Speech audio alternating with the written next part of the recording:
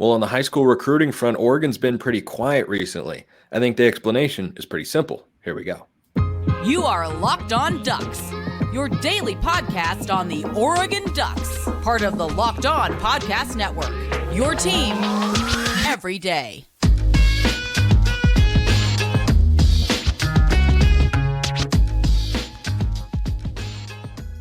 Yes, it is that time once again for Locked On Ducks. I'm your host, Spencer McLaughlin. Thank you so much for making this your first listen or your first view of the day. Part of the Locked On Podcast Network, your team every day, and your number one source to stay up to date with the Ducks. So if you have not already, like, comment, subscribe, rate, and review, please, and thank you wherever you listen to or watch this show, which today is brought to you by GameTime. Download the GameTime app. Use code LOCKEDONCollege for $20 off your first purchase. We got a jam-packed recruiting show today, and I want to thank our recruiting sponsor, that being LinkedIn Jobs. Post your job for free at linkedin.com/lockedoncollege. We've got Brian Smith, our Locked On recruiting insider here at the network. It's been a minute, Brian, so let's just dive into a plethora of topics here. I think the explanation as to why Oregon's high school recruiting, which, you know, has got a couple Oregon fans just kind of looking around going, well, what's going on? What are we doing here? I think the explanation is pretty simple, and that's that the class is basically full. You answered it. Most schools are in the same boat. South Carolina, Washington, whatever school you look at, 5 players are left. That's pretty much what's there. Then all the private calls trying to flip somebody that nobody knows about. That's what it is. Like I cover Miami, I cover Florida State and all the schools in the South. Almost every kid that I talk about on a podcast now, it's because they're trying to be flipped by another school. There's only a handful that aren't committed. It's just the way it is. So it depends on your perspective. But yeah, there are like 23 commitments. Oregon should not have many left. And that's pretty much where we're at. So let's see if the Ducks can get a couple more flips to finish out the 24 cycle. Yeah, and I think the other thing too is, the transfer portal is open. It doesn't remain open forever. It closes on January 2nd. Now we can debate whether or not the schedule makes a lot of sense in that regard. It certainly does not, but that's the way it is. You've got the early signing day, which nobody asked for, but we got a couple of years ago anyway, and it's just utterly ridiculous in my view. But when you have that early signing day, that means you have to get kids committed sooner, as Oregon has.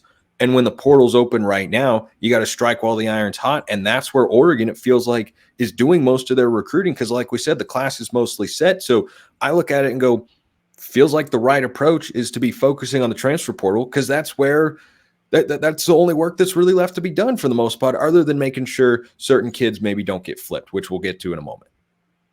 I think you hit it on the nail on the head, because you don't want to be fighting on both ends. You need to have your resources aligned with the portal. You don't know who's going in all the way. I mean, you'll have some idea. But with recruiting, it's just high school recruiting. It's open-ended, and you got all this time. You recruit the main kids for over a year. So if you're done for the most part by early November, and Oregon basically was, that's why you can reap the benefits with the portal. Their resources are being spent with phone calls with kids that are now trying to transfer. So, and I'm sure a lot of them were probably recruited by Oregon out of high school or junior college anyway. So that's also very helpful. The only thing else that I'll add with that is it's kind of weird, because every school I look at, they're having these visits this next weekend. You have portal kids and high school kids on the same weekend. I wonder how that works. I don't know.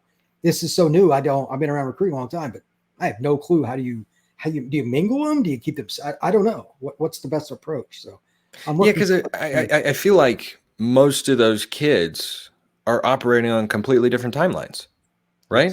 Because like a kid that was a freshman and he's only been in school one semester. Otherwise, yeah. Because I feel like most kids, who are coming in via the portal are trying to play right away, and that's kind of the whole purpose of them coming in via the transfer portal, is to fill an immediate need. Whereas high school, you're oftentimes building for the future, right? Even if it's a highly rated kid. Oregon's got linebacker Devin Jackson on the roster, who had a nice season, was a regular contributor for the Ducks, but this was his I think second year, and this was the first time he played meaningful snaps, and he did so, and he had a nice year, and made some impact plays. But that's completely different than bringing in, say, when Justin Jacobs was visiting from Iowa, whereas he came in, and once he was healthy, he was a full-time starter right away. So I agree. I think that's a little odd, because usually you want to put kids together who, are going to maybe play together, right? Or try to line that up as best you can. You would. The only thing, like with some of the guys could overlap in the same position. That's the other part. If they're from the same high school or the same coaches recruited them, there's some other connections where you can put them together. But Oregon recruits so nationally, maybe more than anybody, to be honest. It'd be harder, wouldn't it? I mean, Oregon's job is as hard as any staff in the country, in my opinion, for what they're trying to achieve, winning a title.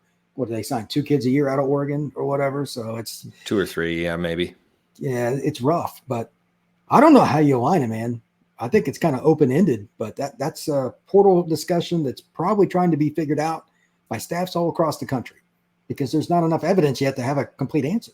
Right. So one guy that is at the top of the minds of many Oregon fans and pundits out there is Walter Nolan, who I'm sure is a guy that you covered when he committed to Texas A&M 2 cycles ago. I believe it was. He's in the transfer portal. Oregon's had him on campus for a visit. What do you know about his recruitment? He was the number 1 defensive lineman in his class in the 2022 cycle. Watching Walter Nolan run past you is like seeing a freight train come off the rails. I mean, I've seen him play live in pads. I've seen him run around in shorts and move around like a linebacker at 310. I mean, I don't know what you want me to. He's an animal. He would play right away and arguably be Oregon's best player. There's really no discussion point on that. As far as a recruitment, it is as wide open as it can get. SEC is going to be hard to beat. That's where he's from. He's from Tennessee. I'm sure the Vols are trying to get him, Georgia, etc. Oregon's kind of the wild card, though. And when I saw that he visited them first, kind of a red flag went up. And I'm like, okay, maybe Walter just wants to do something different because he's got his whatever, where he wants to go. I don't know what the top pick is. Everybody that I've spoken to has a different opinion. So I've just kind of taken a hands-off approach because I want to know, too, because his recruitment will be wild. You just can't teach his skill set, man. He's an interior defensive lineman with natural pass rushing skills. Those are the rarest of the rare. Yeah, and Oregon is right now about to lose almost all of their interior defensive linemen that contributed this year.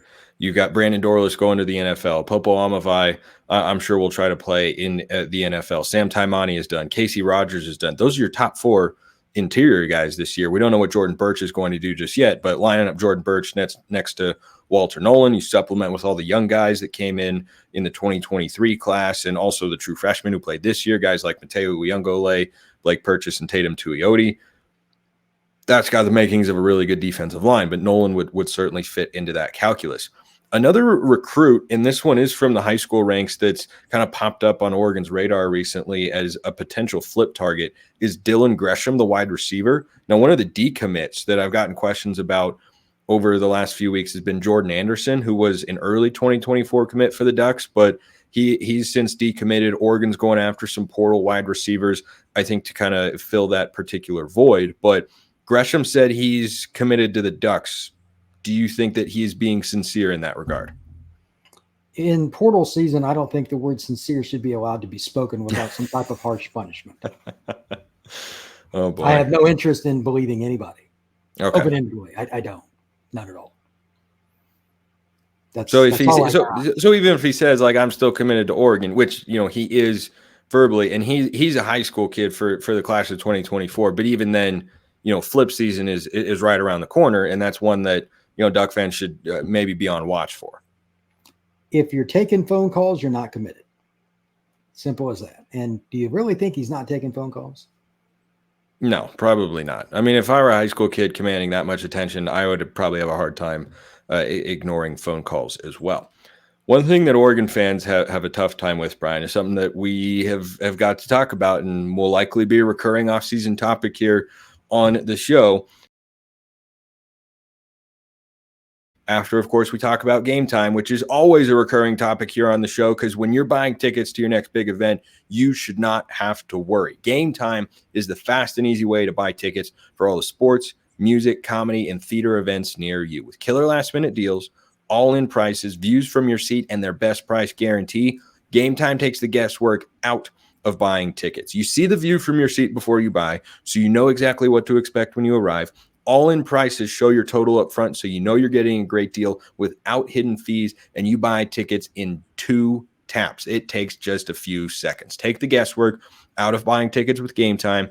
Download the GameTime app, create an account, use code LOCKEDONCollege for $20 off your first purchase. Terms apply. Again, create an account, redeem code LOCKEDONCOLLEGE. That's LOCKEDONCollege for $20 off. Download GameTime today. Last minute tickets, lowest price guaranteed. All right, Brian. So this is an often discussed subject recently amongst Duck fans, and it's the quarterbacks in the transfer portal. Is Oregon ever going to develop another quarterback? Is it just going to be a transfer every single year? So Dylan Gabriel is going to be the next Oregon quarterback. Everybody's aware of that. Dante Moore could very well be on the roster and could be a developmental piece for 2025 and potentially beyond. This question came in. Mailbag is always open to all of you out there. YouTube comments or Twitter, if you want priority, go become a member of the Locked On Ducks SUBTEXT community. Link is below. This question came from Brian. I thought we'd lead with a question from Brian for Brian. At what point do we stop wasting scholarships on young quarterbacks who, through no fault of their own, aren't ready to play at high Division I level and just continue to bring in experienced, proven college quarterbacks? I hate what the portal has done to the development of kids, but I don't see us not being in a win-now situation year after year. Having a total rebuild year would be a total failure of using the tools provided now to reload. Thoughts appreciated. Brian, I'll turn it over to you. Brian Smith, that is. Thank you. It's a great question. And this is something that Oregon fans should be talking about, and Texas Tech, to Maryland, everybody else. Yeah, you're going to eventually have a year where you're going to go with the guy, but he's probably had to prove it for a year or two on campus and through practice, and you've just seen it. He knows the playbook front and back. But unless it's that dude, I agree with your guy. You know, you still recruit high school kids, they transfer. But you take a transfer quarterback every time you can. If the kid leaves that's younger, goodbye. Experience at quarterback. I've said this on this show and every other Locked On show that I go on. It is not replaceable. Look at it this way. Drake May, he's good. He even redshirted. I mean, it's the by far, there's not even a third place to how hard it is to play quarterback and everything else, because they got to know where everybody is. It's just ridiculously difficult. Then, of course, the training itself to play quarterback when you have large men like Walter Nolan that want to rearrange your dental work and you're trying to complete a pass at the same time. It's not friendly. It's a hard spot. So I take the transfer kid, 10 out of 10, and you recruit the best kids you can out of high school. If you keep one or two on the roster, it's a bonus. So my initial reaction to these sorts of questions has been, well, if you're a program like Oregon that is going to have, thanks to the portal, a year-by-year all-in mentality, and they're capable of doing so. We see the way that they recruit. You cannot build an entire roster through the portal. Just ask Colorado. It takes time. You have to have classes with quality players stacked up on top of one another. But Oregon definitely has to keep recruiting at a high level from the high school ranks. But for the quarterback position, you know, I get so many questions and comments about, are we just going to take a transfer every single year? Until the transfer portal changes, I don't see how there aren't going to be good quarterbacks available every single year. And no, I don't think from now until the next, you know, for the next 20 years, do I think every Oregon quarterback will have been a transfer? No. But do I think a majority of them will have been? That is entirely possible. And I think when you look around at the biggest programs in college football, Brian, not all of them are taking quarterbacks, but a lot of them are taking quarterbacks from the portal. You look at Michigan, for instance. They recruited and developed J.J. McCarthy. Ohio State recruited Kyle McCord. And guess what? Kyle McCord's the reason they couldn't beat Michigan this year. And Michigan had the advantage of, you know, allowing McCarthy to sit for a year. It's a case-by-case basis. Jalen Milroe is a developmental guy at Alabama. Carson Beck is a developmental guy at Georgia. On the flip side of the coin, Joe Burrow was a transfer to LSU. Justin Fields was a transfer to Ohio State. Bo Nix was a transfer to Oregon. Penix. I think you have to just assess the landscape and go with whatever the best path forward is, whether that's a high school kid on the roster who you want to have available, or whether it's a transfer. And I think both are perfectly capable of succeeding at a high level. I think that's a pretty good way to put it. It'll change. Every now and then there's going to be a kid in your state that's a special player. You recruit that kid. and sometimes even one that's under the radar, like a certain guy that plays for the Chargers that used to play for the Ducks. His name had popped into my head too. Sometimes that happens. They didn't really think he was going to be that guy. Let's not kid ourselves. He didn't get an offer until real late, if I remember right. But yeah, it was pretty late. Quarterback's hard. O-line and quarterback by a billion miles are the two hardest spots to evaluate because it's more about above the shoulder than it is the biceps and how fast you run. So I can watch them run around with the Under Armour combine and do some throws and all that. But because you don't want quarterbacks to get hit, because injury at quarterback, even the littlest thing, complicates things, we can't really evaluate them except for in season against high school kids, most of which aren't as good as them. And it makes quarterback recruiting just impossible to rate it consistently. Tom Brady wasn't super high. I mean, he had offers ended up at Michigan, but wasn't super high. And these are just over and over again. For every Peyton Manning that we all knew was good out of high school, there's 50 other guys that made it to the NFL that were like 2-3-star guys. It's hard. So I agree. If it's the portal, so be it. If it's not, so be it. Make your own judgments on what you see. Every now and then, like 1 out of 3 or 4 years, I bet Oregon's quarterback's the guy they recruited. But because kids have no patience, like Thompson, hops in the portal. But Ty Thompson was patient. I mean, he's been on Oregon's roster for 3 years, and he's still, he clearly improved, but not enough. And if you look at it from the coaching staff's perspective, if you're a fan out there who's a little bit more old school like me and has that gut feeling in your stomach of, man, it feels wrong. Ty Thompson put in the work, stayed amidst the coaching change, 2 head coaches, 3 offensive coordinators, got better, waited his turn, and it was taken away from him to be Oregon's starting quarterback because there is a better guy available via the portal. I feel that as well. But if you're the coaching staff, what is your obligation to us as fans? It is to put the best product forward every year you possibly can. And if you have an option, no matter how it might feel, it's not like they're doing anything illegal here by saying, hey, Ty Thompson, you can be the backup or you can hit the transfer portal. If you have the opportunity to be better at quarterback or have a known commodity back there, it's really hard to go to a coaching staff and say, hey, there are fans who would like, for the sake of old school feel, to give the young guy a shot, even though you have seen this guy every day in practice and the incoming guy is better.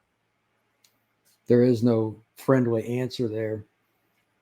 It's kind of like the free agent acquisition in the NBA. There are certain teams that have more cachet and just bring in guys. It's not fair to those other teams. Well, that's not going to change. It's not like the Lakers aren't going to have more money than someone like Charlotte or whatever. You know what I mean? It's just the way it is. The same kind of deal. You have to take the better player. So that's just where we are, brother. Yeah, we still have plenty to get to on the show, but another player that I wanted to ask you about was, kind of the last big name, I think, in the high school ranks who was uncommitted that Oregon was looking at, and that was 5-star offensive tackle Jordan Seaton, who has chosen to go to Colorado and Deion Sanders and play for the Buffs. And I imagine he's a plug-and-play day 1 starter, whereas at Oregon, he's probably a year 2 starter. He's maybe a jumbo package guy in year 1, but he would not, I don't think, start over a Johnny Cornelius or Josh Connerly, who were both really good for the Ducks this year. Do you think that's what it came down to, or was this just, one of those things where, hey, Colorado made a better recruiting pitch than Oregon? With Deion, I never want to say any one thing because he can recruit. And a lot of the kids just like the cachet with him. But Oregon, Lanning's a great recruiter too. So I'm going to guess that he's a guy that just found the fit with Deion better. I know Jordan a little bit. He's a good dude. I don't know what else it could have been because Oregon doesn't really get out recruited. They're one of about 5 to 8 staffs that kind of do it differently because they put so much effort into it. I'm guessing it's just he liked Deion. I don't know. But, playing time maybe because, it takes a lot of guts to know that you're probably going to start or at least have a great chance at it. Colorado had the worst offensive line in Power 5 this year. Probably did, but do you want that responsibility right away? And I know Jordan, he's very confident in his technique. And he played at IMG. He was coached legitimately, But I give him credit if he thinks he can go in and just walk into the Power 5 and start balling. But at the same time, that's what he's going to do if he goes play for the Buffs. Well, I think one other thing to keep in mind there is I'd heard that he was still, or Oregon was still going to try and get him on campus for a visit. And let's just follow the name as the early signing window comes around, which is what day, by the way? We're coming up on that kind of quick. 6 days from now, the 20th. 20th. Yeah, we're recording the show on the 14th. Gosh, it's that soon already. My goodness. It is about to be flip season, which we get to talk about here on the show with Brian, of course. We get to talk about Prize Picks too, which is the largest daily fantasy sports platform in all of North America. The easiest and most exciting way to play daily fantasy sports. It's just you against the numbers. That's it. Instead of battling thousands of other players, including pros and sharks, you pick more than or less than on 2 to 6 player stat projections, and then you watch the winnings roll in. Want to play alongside some of Prize Picks' favorite players like rapper Meek Mill and comedian Andrew Schultz? You can now find community plays under the promos tab of the app to view entries from some of the biggest names in the Prize Picks community each week. With the basketball season here, you can pick combo projections across football and basketball from the Specials League. For example, you can do LeBron James and Travis Kelce at a 10.5 combo of 3-pointers made and receptions. All sorts of fun stuff. So go check them out at prizepicks.com/lockedoncollege. Use code LockedOnCollege for a first deposit match up to $100. That's prizepicks.com/lockedoncollege. Use code LockedOnCollege for a first deposit match up to $100. Prize Picks, daily fantasy sports made easy. All right, Brian, a few more questions to wrap up today's jam-packed recruiting show. This one from Nathaniel. What are we missing from the last 2 classes if we want to contend nationally, which I think Oregon already does. They haven't won at the rate we want them to nationally, but they're certainly competing nationally. Who does Brian like from the 2023 and 2024 classes? That is an expansive list, to say the least. Now, I'll start here, because I assume, Nathaniel, that by asking Brian, you also wanted to ask me. Obviously. I think it's easy to start at the top of the recruiting class and look at, Aiden Breland, Elijah Rushing, the 5-star defensive linemen that are coming in. I think a guy who's kind of flying under the radar is Seon Laulea from the JUCO ranks. This is a 4-star transfer in 24/7 Sports. Oregon's going to have a need in the secondary next year without Kyrie Jackson, and Triquez Bridges no longer on the depth chart either. So that's a name that I would certainly look at. But as you peruse, we'll start with the 2024 class and then pick maybe a name or two to pop from 2023. As you peruse this incoming high school recruiting class, Brian, who are maybe 1 or 2 guys that you are really high on, aside from the obvious, Breland, Rushing? Those guys obviously have massive upside. Well, I was going to say Rushing, and a quick point before you go into names. Position matters. Like, it's really hard to play O-line at the Power 5 right off the bat, because it's so much technique. Same thing with quarterback. With that being said, somebody like McLaughlin, somebody like that, I can't pronounce his name, the kid that's committed from St. Francis, the other corner, outside the numbers guys, corner, receiver, safety, any of those guys that come in with their head on straight, the elite level talent that Oregon's going to bring in with this class, thumbs up. They have a chance, even if there's depth there, because you got to rotate guys, because you're in nickel and dime package constantly. You need a gazillion corners. Nobody has enough corners. Kirby doesn't have enough corners. So that would be where I would start. And then anybody at running back, because running backs get hurt and running backs also rotate. Again, it's a package kind of deal. You're going to have Oregon, obviously, is famous for fast running backs anyway. Put that guy in the slot. Who's the guy that can play both spots? The versatility guys will hit the field first, period, in either class. Yeah, the corner that you didn't want to give a shot at with the name is Ife Obadegwu, who was one of the earlier commits, I'll say, for the 2024 class for the Ducks. He is high school teammates with former Oregon commit Michael Van Buren, but he's no longer committed. It's just Luke Moga in the cycle, who Dan Lanning and Will Stein had an in-home visit with not too long ago. And Moga, I actually heard, was going to enroll early and be practicing with Oregon ahead of the bowl game. I don't know that there's a greater sign that he is definitely all in with the Ducks. That is a new trend, and this is something a kid that's going to Auburn told me. A kid last year, one of the kids going to UCF told me. here's the deal. If you would play, and I don't know if they're even eligible, they could lose their year of eligibility or something. I don't know how that works, but you're allowed to go to the practice. And at least you gain the routine. You understand it's an advantage. It's only a handful of practices. It's not a big deal, but you still have the mentality. This is what it takes. It will set those young men up for what's a lot harder, and they don't know it yet, but it's coming. And that is off-season conditioning. Those kids that just mutilated people in high school because they went boom. Yeah, that goes away real quick. The big guys, especially. I have horror stories that I cannot repeat on this podcast about that, but it's coming, brother. So you might as well get used to at least making the uniform look good. Yeah, I think that Brian could probably give a 45-minute podcast of great stories that, don't necessarily belong on the airwaves here at the network. But maybe I launch my own podcast and say this is R-rated just for the stories that Brian could tell. But going to the 2023 class, we saw impact true freshmen this year. Tatum Tuioti, Blake Purchase, Mateo Uyunglele. Iapani Lalaulu, by the way. You were talking about how hard it is to play offensive line as a true freshman. Poncho, as he is so nicknamed, has got to be the front runner to replace Jackson Powers Johnson at center. He was the backup center for the Ducks this year. He was a regular player at guard. I don't know if you had seen that, Brian. I don't know if you were studying the offensive line rotations for Oregon this year as in-depth as I was, perhaps. Were you not? No. What are you doing, Brian? Get on it. Get on it, man. Come on. Figure it out. But I think a couple other names to watch from last year's class. The lone player who finished as a 5-star recruit, Jerion Dickey, was a late enrollee at Oregon, so he didn't have spring football. I fully expect him to pop next year. I think he could be one of Oregon's.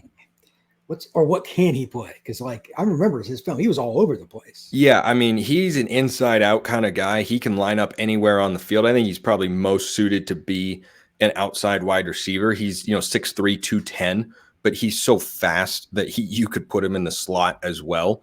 And if you're talking about candidates to replace Troy Franklin and the production that Oregon got from him, I think Dickey'd be at or near the top of the list. But Cole Martin as a defensive back played as a true freshman. That kid is going to be an all-conference caliber player. I talked about the pass rushers as well. I would look at the defensive linemen, the Ashton Porters, the Terrence Greens, the Johnny Bowens of the world.